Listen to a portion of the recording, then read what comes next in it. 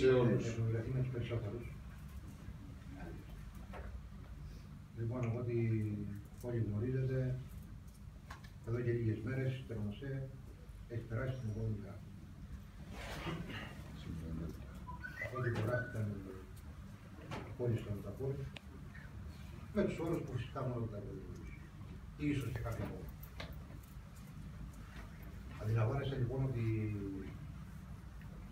την εκπομπή στην Τρονοσέ και μάλιστα σε χρόνο,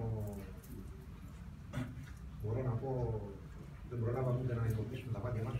Μία μέρα βγάλα απόφαση στο ελεκτικό συνέδριο και την άλλη μέρα η ειδοποίηση. Και θα διανύουμε τη μεταβατική περίοδο.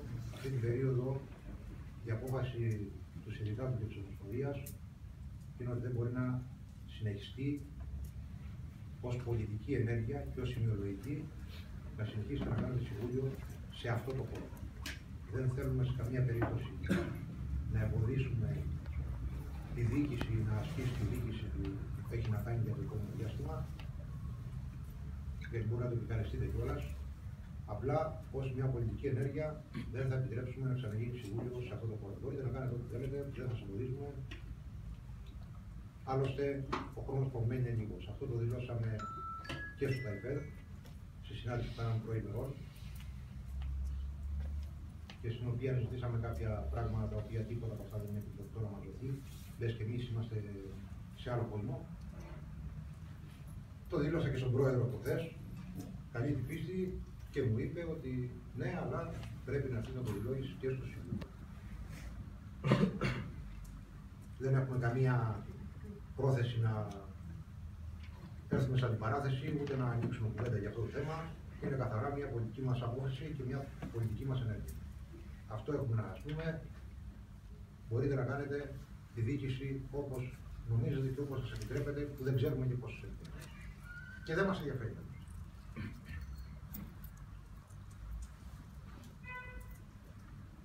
Ευχαριστούμε τον πρόεδρο της ΠΟΣ. Υπάρχει κάποια άλλη εισήγηση, κάποιος άλλος θέλει? Όχι, δεν υπάρχει. Υπάρχει μόνο η απάντησή σας.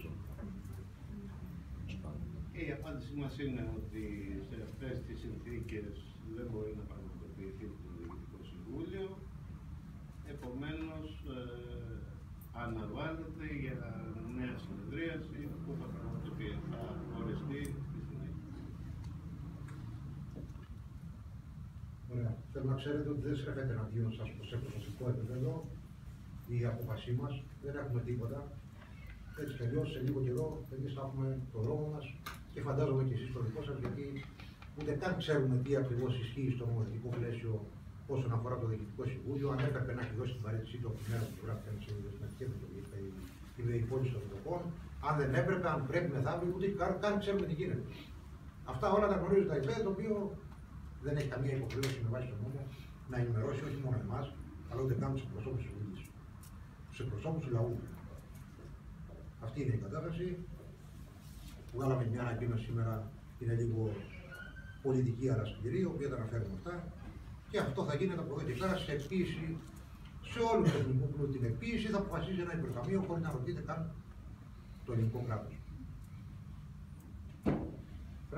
Αυτή την απικία εμείς τουλάχιστον δεν μπορούμε να τη δεχτούμε. Μπορεί να μην μπορούμε να κάνουμε πράγματα για να την εμποδίσουμε, αλλά δεν μπορούμε να τη δεχτούμε. Από εμάς αυτά. Άρα μπορείτε να πείτε ό,τι θέλετε. Αν με επιτρέπετε και εμένα να μιλήσω σαν εκπρόσωπο εργαζομένων, είναι μια πολιτική πράξη η απόφαση αυτή τη Ομοσπονδίας που πάρθηκε, διότι να πούμε ιδιωτικοποιήθηκε μία από τις εταιρείες του σιδηροδρόμου. Εμείς, σαν σιδηροδρομικοί, ήμασταν απέναντι στις ιδιωτικοποιήσεις όλα τα χρόνια. Είμαστε η μοναδική χώρα στην Ευρώπη πλέον που μένει χωρίς δημόσια εταιρεία λειτουργίας. Λοιπόν, είπε και ο πρόεδρος ότι δεν τίθεται θέμα λειτουργίας της Τρενοσέ.